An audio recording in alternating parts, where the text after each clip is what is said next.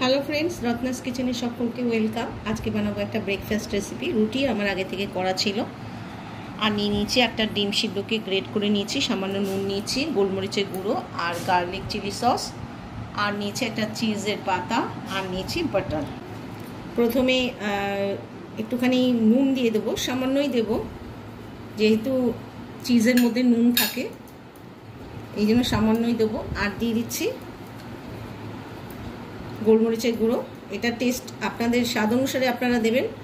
আর দিয়ে দেবো, এটা পরে দেবো, তার আগে এই রুটির মধ্যে একটু বাটার মেখে নিচ্ছি। বাটারটা এখন যা টেম্পারেচার তার জন্য বাইরে ছিল, আর এখন একদম গলে গেছে, তো চারিদিকে মাখিয়ে নিচ্ছি। আর পেছনটাও এটা মাখিয়ে নিলাম, এবার সামনেটাও মাখিয়ে নেব। এটাকে একটুখানি হাত দিয়ে একটুখানি মানে ওলট পালট করে নেবো যাতে মিশে যায় সব মশলাগুলো। এবার দিয়ে দেবো রুটির মধ্যে। চিজের পাতাটাকে খুলে নিলাম, নিয়ে এর উপরে বসিয়ে দিলাম। এবার একটুখানি এই গার্লিক চিলি সসটা একটু দিয়ে দেবো,